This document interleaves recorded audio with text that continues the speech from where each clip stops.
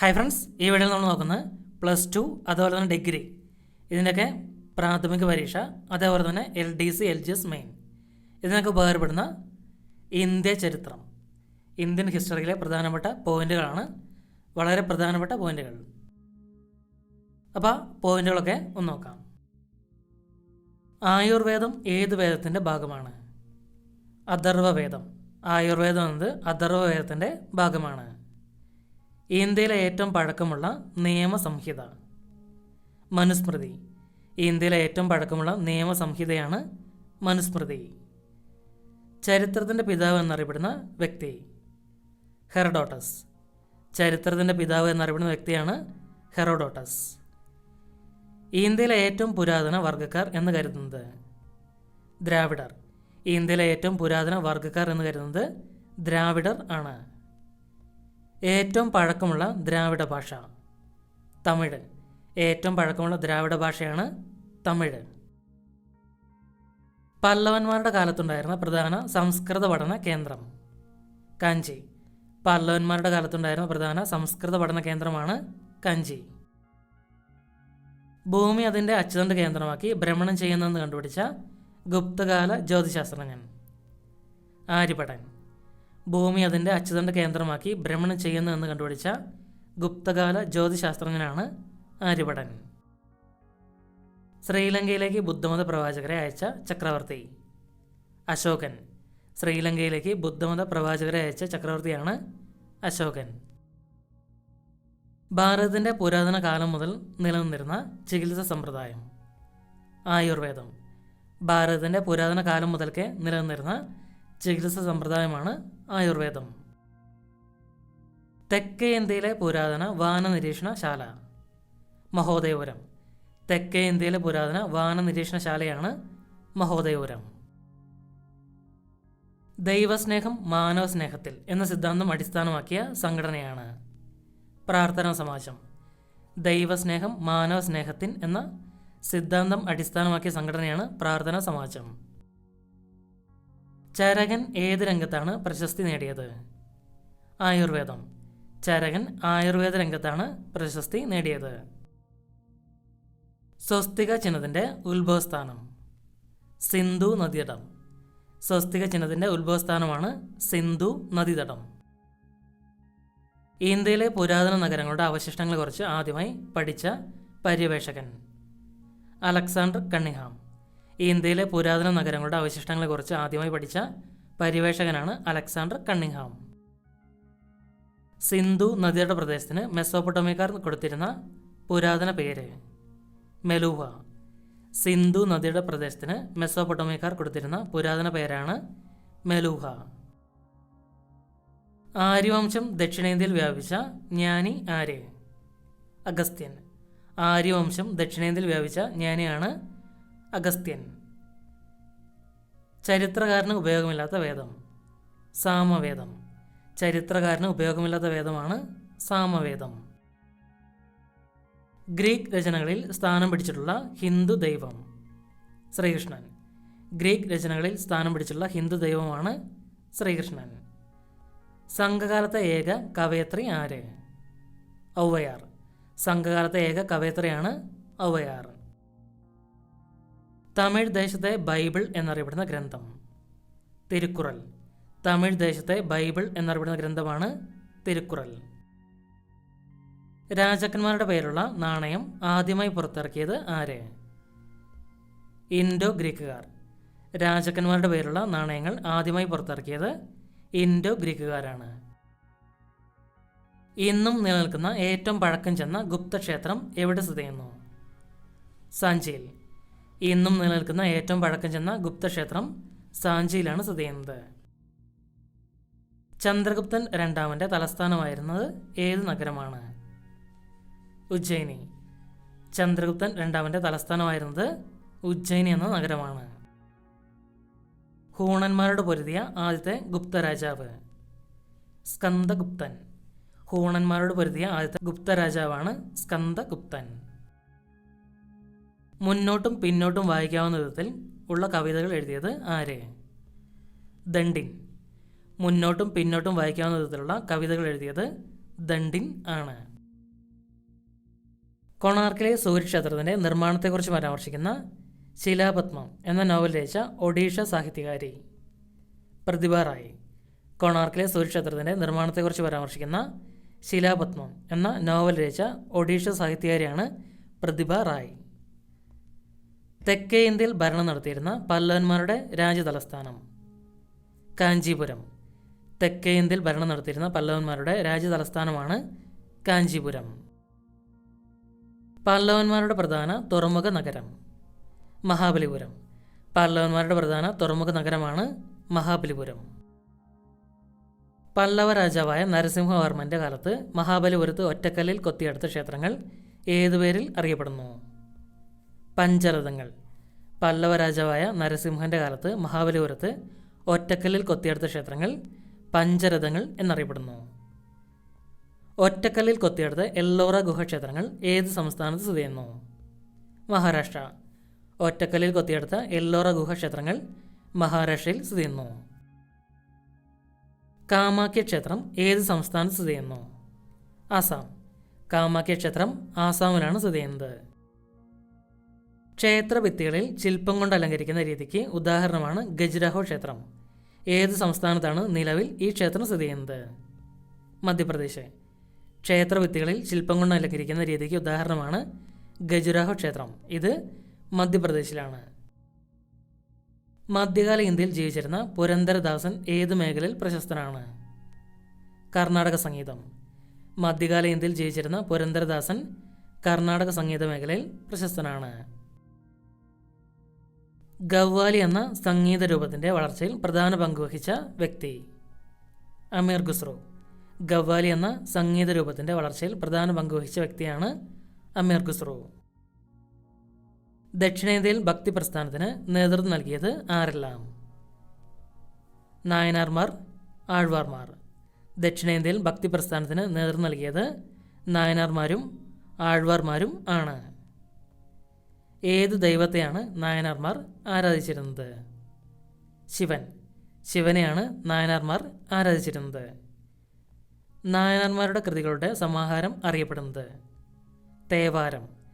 നായനാർമാരുടെ കൃതികളുടെ സമാഹാരം അറിയപ്പെടുന്നത് തേവാരം എന്നാണ്. ഏത് ദൈവത്തെയാണ് ആഴ്വാർമാർ ആരാധിച്ചിരുന്നത്? വിഷ്ണു. വിഷ്ണുവിനെയാണ് ആഴ്വാർമാർ ആരാധിച്ചിരുന്നത്. ആഴ്വാർമാരുടെ കൃതികളുടെ സമാഹാരം 4000 ദിവ്യ പ്രബന്ധം. ആഴ്വാർമാരുടെ കൃതികളുടെ സമാഹാരമാണ് 4000 ദിവ്യ പ്രബന്ധം. വീരശൈവ പ്രസ്ഥാനത്തിൻ്റെ സ്ഥാപകൻ ബസവണ്ണ. വീരശൈവ പ്രസ്ഥാനത്തിൻ്റെ സ്ഥാപകനാണ് ബസവണ്ണ. ബസവണ്ണയുടെ നേതൃത്വത്തിൽ വീരശൈവർ സംഘടിച്ചത് എവിടെയാണ്? കർണാടക. ബസവണ്ണയുടെ നേതൃത്വത്തിൽ വീരശൈവർ സംഘടിച്ചത് കർണാടകയിലാണ്. ഉത്തരേന്ത്യയിൽ ഭക്തി പ്രസ്ഥാനത്തിന് നേതൃത്വം നൽകിയത് ആരെല്ലാം? ഗുരുനാനാക്ക്, കബീർദാസ്, തുളസിദാസ്, സൂർദാസ്, തുക്കാറാം, മീരാബായ്, ചൈതന്യ. ഉത്തരേന്ത്യയിൽ ഭക്തി പ്രസ്ഥാനത്തിന് നേതൃത്വം നൽകിയത് ഗുരുനാനാക്ക്, കബീർദാസ്, തുളസിദാസ്, സൂർദാസ്, തുക്കാറാം, മീരാബായ്, ചൈതന്യ എന്നിവരാണ്. ഷാബാദ് എന്നറിയപ്പെടുന്ന പ്രാർത്ഥനാ ഗീതങ്ങൾ ആരുടെ സംഭാവനയാണ്? ഗുരുനാനാക്ക്. ഷാബാദ് എന്നറിയപ്പെടുന്ന പ്രാർത്ഥനാ ഗീതങ്ങൾ ഗുരുനാനാക്കിൻ്റെ സംഭാവനയാണ്. ദോഹ എന്ന കൃതി രചിച്ചതാരാണ്? കബീർദാസ്. ദോഹ എന്ന കൃതി രചിച്ചത് കബീർദാസ് ആണ്. ഉറുദു എന്ന വാക്കിൻ്റെ അർത്ഥം? ക്യാമ്പ്. ഉറുദു എന്ന വാക്കിൻ്റെ അർത്ഥം ക്യാമ്പ് എന്നാണ്. കൽഹണ രചിച്ച ചരിത്ര ഗ്രന്ഥമായ രാജതരംഗിണിയെ പേർഷ്യൻ ഭാഷയിലേക്ക് വിവർത്തനം ചെയ്തത് ആരാണ്? സൈനുൽ ആബിദീൻ. കൽഹണ രചിച്ച ചരിത്ര ഗ്രന്ഥമായ രാജതരംഗിണിയെ പേർഷ്യൻ ഭാഷയിലേക്ക് വിവർത്തനം ചെയ്തത് സൈനുൽ ആബിദീനാണ്. പത്മാവത് എന്ന കൃതി രചിച്ചതാരാണ്? മാലിക് മുഹമ്മദ് ജയാസി. പത്മാവത് എന്ന കൃതി രചിച്ചത് മാലിക് മുഹമ്മദ് ജയാസിയാണ്. സി 9-ാം നൂറ്റാണ്ട് മുതൽ 14-ാം നൂറ്റാണ്ട് വരെയുള്ള കാലഘട്ടത്തിലെ ദക്ഷിണേന്ത്യയിലെ പ്രധാനപ്പെട്ട രാഷ്ട്രീയ ശക്തി ചോളവംശം. സി 9-ാം നൂറ്റാണ്ട് മുതൽ 14-ാം നൂറ്റാണ്ട് വരെയുള്ള കാലഘട്ടത്തിലെ ദക്ഷിണേന്ത്യയിലെ പ്രധാനപ്പെട്ട രാഷ്ട്രീയ ശക്തിയാണ് ചോളവംശം. ഏത് കടലാണ് ചോളന്മാരുടെ തടാകം എന്നറിയപ്പെട്ടിരുന്നത്? ബംഗാൾ ഉൾക്കടൽ. ബംഗാൾ ഉൾക്കടലാണ് ചോളന്മാരുടെ തടാകം എന്ന് അറിയപ്പെട്ടിരുന്നത്. ചോളവംശത്തിലെ പ്രഗത്ഭരായ ഭരണാധികാരികൾ ആരെല്ലാം? രാജരാജ ചോളൻ, രാജേന്ദ്ര ചോളൻ. ചോളവംശത്തിലെ പ്രഗത്ഭരായ ഭരണാധികാരികളാണ് രാജരാജ ചോളൻ, രാജേന്ദ്ര ചോളൻ എന്നിവർ. ഇത് 200 ചോദ്യങ്ങളുടെ ഒരു ഭാഗമാണ്. ഇതിൻ്റെ മോക്ക് ടെസ്റ്റിൻ്റെ ലിങ്കും ഡിസ്ക്രിപ്ഷൻ ബോക്സിൽ കൊടുത്തിട്ടുണ്ട്. വീഡിയോ കണ്ടതിന് ശേഷം മോക്ക് ടെസ്റ്റ് കൂടി പ്രാക്ടീസ് ചെയ്ത് നോക്കുക. കൂടാതെ ഇതേപറ്റിയുള്ള നിങ്ങളുടെ വിലയേറിയ അഭിപ്രായങ്ങളും നിർദ്ദേശങ്ങളും തീർച്ചയായിട്ടും താഴെ കമൻറ്റായി അറിയിക്കുക. കൂട്ടുകാർക്കായി ഷെയർ ചെയ്യുക. തഞ്ചാവൂരിലെ രാജരാജേശ്വര ക്ഷേത്രം പണിയെടുപ്പിച്ചതും ശ്രീലങ്ക കീഴടക്കിയതും ഏത് ചോള രാജാവിൻ്റെ കാലത്താണ്? രാജരാജ ചോളൻ. തഞ്ചാവൂരിലെ രാജരാജേശ്വര ക്ഷേത്രം പണിയെടുപ്പിച്ചതും ശ്രീലങ്ക കീഴടക്കിയതും രാജരാജ ചോളൻ്റെ കാലത്താണ്. ഗംഗന്മാരെ കീഴടക്കിയതിൻ്റെ ഓർമ്മയ്ക്കായി ഏത് ചോള രാജാവാണ് ഗംഗൈക്കൊണ്ട ചോളൻ എന്ന ബിരുദം സ്വീകരിച്ചത്? രാജേന്ദ്ര ചോളൻ. രാജേന്ദ്ര ചോളനാണ് ഗംഗന്മാരെ കീഴടക്കിയതിൻ്റെ ഓർമ്മയ്ക്കായി ഗംഗൈക്കൊണ്ട ചോളൻ എന്ന ബിരുദം സ്വീകരിച്ചത്. ചോള ഭരണത്തിൻ്റെ പ്രധാന സവിശേഷതയെ ഗ്രാമസ്വയം ഭരണത്തെക്കുറിച്ച് പ്രതിപാദിക്കുന്ന ശാസനം? ഉത്തരമേരൂർ ശാസനം. ചോള ഭരണത്തിൻ്റെ പ്രധാന സവിശേഷതയായ ഗ്രാമസ്വയം ഭരണത്തെക്കുറിച്ച് പ്രതിപാദിക്കുന്ന ശാസനമാണ് ഉത്തരമേരൂർ ശാസനം.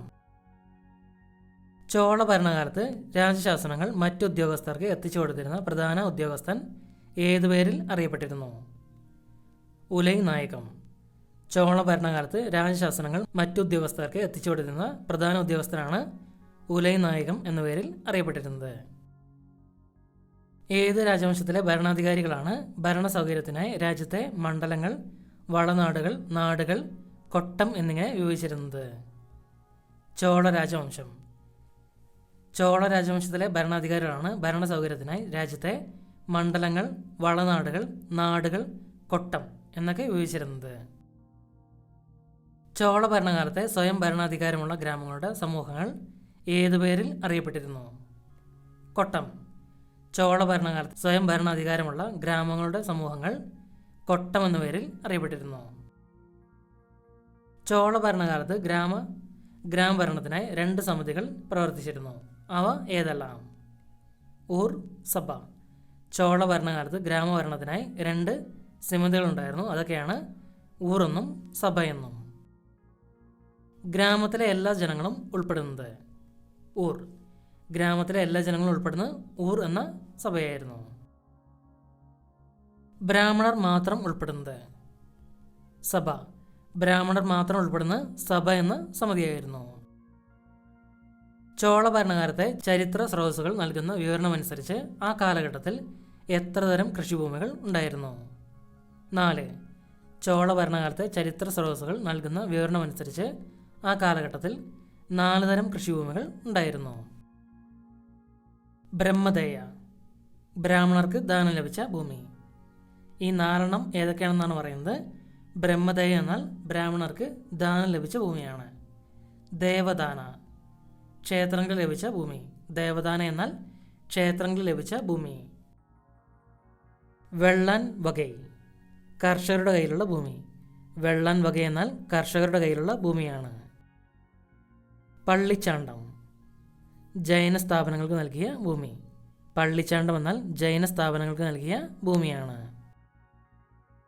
ഏറ്റവും ശക്തമായ നാവിക ശക്തി ഉണ്ടായിരുന്ന ദക്ഷിണേന്ത്യൻ രാജവംശം? ചോള രാജവംശം. ഏറ്റവും ശക്തമായ നാവിക ശക്തി ഉണ്ടായിരുന്ന ദക്ഷിണേന്ത്യൻ രാജവംശമാണ് ചോള രാജവംശം. വിജയനഗര സാമ്രാജ്യ സ്ഥാപകൻ? ഹരിഹരനും ബുക്കനും. വിജയനഗര സാമ്രാജ്യ സ്ഥാപകരാണ് ഹരിഹരനും ബുക്കനും. വിജയനഗര സാമ്രാജ്യത്തിലെ രാജവംശങ്ങൾ ഏതെല്ലാം? സംഗമ, സാലുവ, തുളുവ, അരവീഡു. വിജയനഗര സാമ്രാജ്യത്തിലെ രാജവംശങ്ങളാണ് സംഗമ, സാലുവ, തുളുവ, അരവീഡു എന്നിവ. വിജയനഗര രാജാവായിരുന്ന കൃഷ്ണദേവരായർ ഏത് രാജവംശത്തിൽ ഉൾപ്പെടുന്നു? തുളുവ. വിജയനഗര രാജാവായിരുന്ന കൃഷ്ണദേവരായർ തുളുവ എന്ന രാജവംശത്തിൽ ഉൾപ്പെട്ട വ്യക്തിയായിരുന്നു. അമുക്തമാല്യത എന്ന കൃതി രചിച്ചതാരാണ്? കൃഷ്ണദേവരായർ. അമുക്തമാല്യത എന്ന കൃതി രചിച്ചത് കൃഷ്ണദേവരായർ ആണ്. വിജയനഗര സാമ്രാജ്യത്തിലെ കേന്ദ്രഭരണം അറിയപ്പെടുന്നത്? നായങ്കര സമ്പ്രദായം. വിജയനഗര സാമ്രാജ്യത്തിലെ കേന്ദ്രഭരണം അറിയപ്പെടുന്നത് നായങ്കര സമ്പ്രദായം എന്നാണ്. പ്രാദേശിക ഭരണ സൗകര്യത്തിനായി സാമ്രാജ്യത്തെ പ്രവിശ്യകൾ, നാടുകൾ, ഗ്രാമങ്ങൾ എന്നിങ്ങനെ പലതായി തരംതിരിച്ചത് ഏത് സാമ്രാജ്യമാണ്? വിജയനഗര സാമ്രാജ്യം. പ്രാദേശിക ഭരണ സൗകര്യത്തിനായി സാമ്രാജ്യത്തെ പ്രവിശ്യകൾ, നാടുകൾ, ഗ്രാമങ്ങൾ എന്നിങ്ങനെ പലതായി തരംതിരിച്ചത് വിജയനഗര സാമ്രാജ്യമാണ്. പ്രാദേശിക ഭരണത്തിൻ്റെ അടിസ്ഥാന ഘടകം? ഗ്രാമം. പ്രാദേശിക ഭരണത്തിൻ്റെ അടിസ്ഥാന ഘടകമാണ് ഗ്രാമം. വിജയനഗര സാമ്രാജ്യത്തിലെ പ്രാദേശിക ഭരണം അറിയപ്പെടുന്നത്? അയ്യഗാർ സമ്പ്രദായം. വിജയനഗര സാമ്രാജ്യത്തിലെ പ്രാദേശിക ഭരണം അറിയപ്പെടുന്നത് അയ്യഗാർ സമ്പ്രദായം എന്നാണ്. ഇംഗ്ലീഷ് ഈസ്റ്റ് ഇന്ത്യ കമ്പനി സ്ഥാപിതമായത് എന്ന്? 1600 ഡിസംബർ 31 ലണ്ടനിൽ. ഇംഗ്ലീഷ് ഈസ്റ്റ് ഇന്ത്യ കമ്പനി സ്ഥാപിതമായത് 1600 ഡിസംബർ 31 ലണ്ടനിൽ വെച്ചിട്ടാണ്. ഇംഗ്ലീഷ് ഈസ്റ്റ് ഇന്ത്യ കമ്പനിയുടെ ഇന്ത്യയിലാദ്യത്തെ വാണിജ്യ കേന്ദ്രം സ്ഥാപിച്ചത് എവിടെയായിരുന്നു? സൂറത്ത്. ഗുജറാത്തിലെ സൂറത്തിലായിരുന്നു ഇംഗ്ലീഷ് ഈസ്റ്റ് ഇന്ത്യ കമ്പനിയുടെ ഇന്ത്യയിലാദ്യത്തെ വാണിജ്യ കേന്ദ്രം സ്ഥാപിച്ചത്. ഫ്രഞ്ച് ഈസ്റ്റ് ഇന്ത്യ കമ്പനി സ്ഥാപിതമായ വർഷം? 1664 September 1. French east India company സ്ഥാപിതമായത് 1664 സെപ്റ്റംബർ 1-നാണ്. ഇന്ത്യയിലെ ഫ്രഞ്ചുകാരുടെ പ്രധാന കച്ചവട കേന്ദ്രങ്ങൾ? പോണ്ടിച്ചേരി അഥവാ പുതുച്ചേരി, മാഹി, കാരക്കൽ. ഇന്ത്യയിലെ ഫ്രഞ്ചുകാരുടെ പ്രധാന കച്ചവട കേന്ദ്രങ്ങളായിരുന്നു പോണ്ടിച്ചേരി അഥവാ പുതുച്ചേരി, മാഹി, കാരക്കലും. ഇന്ത്യയിലെ ഫ്രഞ്ചുകാരുടെ ആസ്ഥാനം? പോണ്ടിച്ചേരി. ഇന്ത്യയിലെ ഫ്രഞ്ചുകാരുടെ ആസ്ഥാനം പോണ്ടിച്ചേരിയാണ്. വാണിജ്യ ആധിപത്യത്തിനു വേണ്ടി ബ്രിട്ടീഷുകാരും ഇംഗ്ലീഷുകാരും ഫ്രഞ്ചുകാരും ഇന്ത്യയിൽ നടത്തിയ യുദ്ധങ്ങൾ ഏതു പേരിൽ അറിയപ്പെടുന്നു? കർണാട്ടിക് യുദ്ധങ്ങൾ. വാണിജ്യാധിപത്യത്തിനു വേണ്ടി ബ്രിട്ടീഷുകാരും ഫ്രഞ്ചുകാരും ഇന്ത്യയിൽ നടത്തിയ യുദ്ധങ്ങൾ കർണാട്ടിക് യുദ്ധങ്ങൾ എന്ന പേരിൽ അറിയപ്പെട്ടിരുന്നു. കർണാട്ടിക് യുദ്ധത്തിൽ ഇംഗ്ലീഷുകാർ പരാജയപ്പെടുത്തിയത് ഫ്രഞ്ചുകാരെ. കർണാട്ടിക് യുദ്ധത്തിൽ ഇംഗ്ലീഷുകാർ പരാജയപ്പെടുത്തിയത് ഫ്രഞ്ചുകാരെ ആണ്.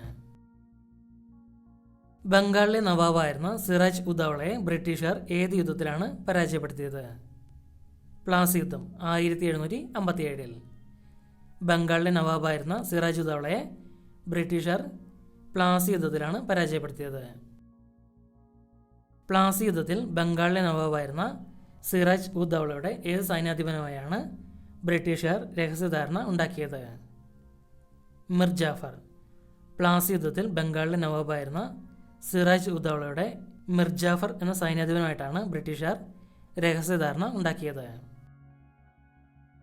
ഷാ ആലം രണ്ടാമൻ മുഗൾ ചക്രവർത്തി, ഷൂജ ഉദൗള ആവതിലെ നവാബ്, മിർക സിംഗ് മുൻ ബംഗാൾ നവാബ് എന്നിവരുടെ സംയുക്ത സൈന്യത്തെ ബ്രിട്ടീഷുകാർ പരാജയപ്പെടുത്തിയത് ഏത് യുദ്ധത്തിലാണ്?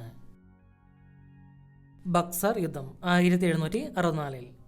ഷാ ആലം രണ്ടാമൻ, മുഗൾ ചക്രവർത്തി, ഷൂജ ഉദൗള ആവതിലെ നവാബ്, മിർക സിംഗ് മുൻ ബംഗാൾ നവാബ് എന്നിവരുടെ സംയുക്ത സൈന്യത്തെ ബ്രിട്ടീഷുകാർ പരാജയപ്പെടുത്തിയത് ബക്സർ യുദ്ധത്തിലാണ്. ബ്രിട്ടീഷുകാരും ടിപ്പു സുൽത്താനും തമ്മിൽ നടന്ന യുദ്ധങ്ങൾ ഏതുപേരിൽ അറിയപ്പെടുന്നു? മൈസൂർ യുദ്ധങ്ങൾ. ബ്രിട്ടീഷുകാരും ടിപ്പു സുൽത്താനും തമ്മിൽ നടന്ന യുദ്ധങ്ങളാണ് മൈസൂർ യുദ്ധങ്ങൾ എന്ന പേരിൽ അറിയപ്പെടുന്നത്.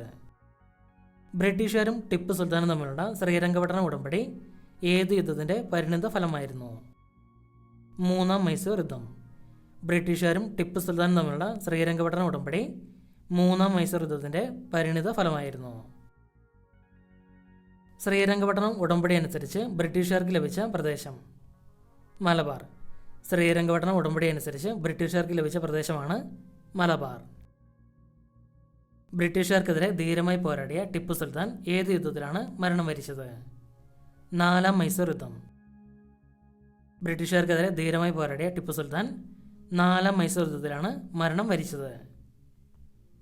സൈനിക സഹായ വ്യവസ്ഥ നടപ്പിലാക്കിയ ബ്രിട്ടീഷ് ഗവർണർ ജനറൽ? വെല്ലസ്ലി പ്രഭു.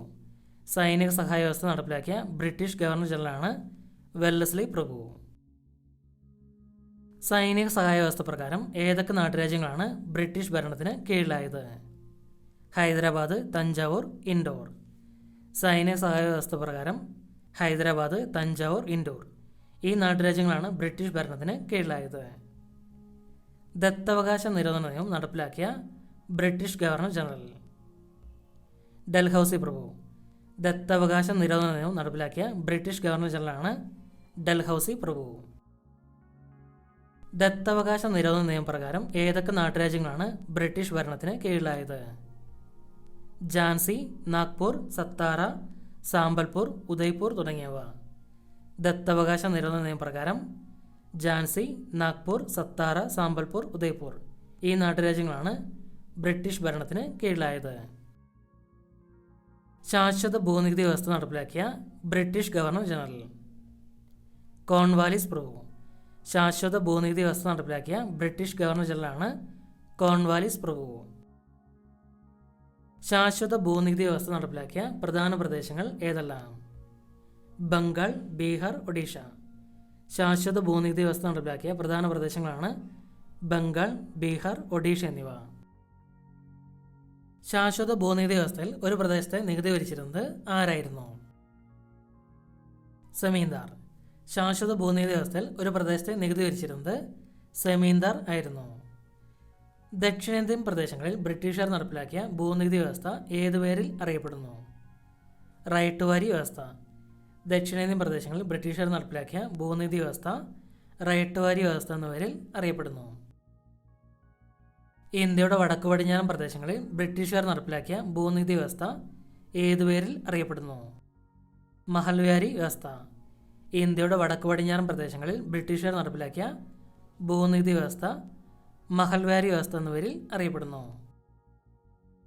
സാന്താൾ കലാപത്തിന് നേതൃത്വം നൽകിയത് ആരെല്ലാം? സിദ്ധു, കാൻഹു. സാന്താൾ കലാപത്തിന് നേതൃത്വം നൽകിയത് സിദ്ധു, കാൻഹു എന്നിവരായിരുന്നു. ബംഗാൾ, ജാർഖണ്ഡ്, ബീഹാർ സംസ്ഥാനങ്ങളെ പരന്നു കിടക്കുന്ന രാജ്മഹൽ കുന്നുകളുടെ താഴ്വരയിൽ ജീവിച്ചിരുന്ന ഗോത്ര ജനത സാന്താൾമാർ. ബംഗാൾ, ജാർഖണ്ഡ്, ബീഹാർ സംസ്ഥാനങ്ങളെ പരന്നു കിടക്കുന്ന രാജ്മഹൽ കുന്നുകളുടെ താഴ്വരയിൽ ജീവിച്ചു വന്ന ഗോത്ര ജനതയാണ് സാന്താൾമാർ. 1855 ജൂൺ 30 ബ്രിട്ടീഷുകാർക്കെതിരെ ആരംഭിച്ച സാന്താൾ കലാപം നിഷ്ഠൂരമായി അടിച്ചമർത്തപ്പെട്ടത്. 1856 1855 ജൂൺ 30 ബ്രിട്ടീഷുകാർക്കെതിരെ ആരംഭിച്ച സാന്താൾ കലാപം നിഷ്ഠൂരമായി അടിച്ചമർത്തിയത് 1856 ഇന്ത്യയുടെ വാണിജ്യ ചരിത്രത്തിൽ ഇതുപോലൊരു ദുരിതം കാണാനില്ല. പരുത്തി നെയ്ത്തുകാരുടെ എല്ലുകൾ ഇന്ത്യൻ സമുദ്രങ്ങളെ വെളുപ്പിക്കുന്നു. ഇന്ത്യൻ തുണി വ്യവസായത്തിൻ്റെ തകർച്ചയെ സംബന്ധിച്ച് ഇപ്രകാരം അഭിപ്രായപ്പെട്ട British governor general William Bentinck. ഇന്ത്യയുടെ വാണിജ്യ ചരിത്രത്തിൽ ഇതുപോലൊരു ദുരിതം കാണാനില്ല. പരുത്തി നെയ്ത്തുകാരുടെ എല്ലുകൾ ഇന്ത്യൻ സമുദ്രങ്ങളെ വെളുപ്പിക്കുന്നു. ഇന്ത്യൻ തുണി വ്യവസായത്തിൻ്റെ തകർച്ചയെ സംബന്ധിച്ച് ഇപ്രകാരം അഭിപ്രായപ്പെട്ട ബ്രിട്ടീഷ് ഗവർണർ ജനറലാണ് വില്യം ബെൻറ്റിക്. ഇതിൻ്റെ ബാക്കിയായിട്ട് ഇനിയൊരു 100 ചോദ്യങ്ങൾ കൂടി നോക്കാണ്ട് അതിൻ്റെ മോക്ക് ടെസ്റ്റ് ലിങ്ക് ഡിസ്ക്രിപ്ഷൻ ബോക്സിൽ കൊടുത്തിട്ടുണ്ട്. അവിടെ ക്ലിക്ക് ചെയ്ത് പ്രാക്ടീസ് ചെയ്ത് നോക്കുക. നമ്മൾ ഈ നോക്കിയ ചോദ്യങ്ങളുടെയും മോക്ക് ടെസ്റ്റ് ലിങ്ക് ഡിസ്ക്രിപ്ഷൻ ബോക്സിലുണ്ട്. അവിടെ ക്ലിക്ക് ചെയ്ത് ഒന്ന് പ്രാക്ടീസ് ചെയ്ത് നോക്കുക. പ്രധാനപ്പെട്ട ചോദ്യങ്ങളാണ്.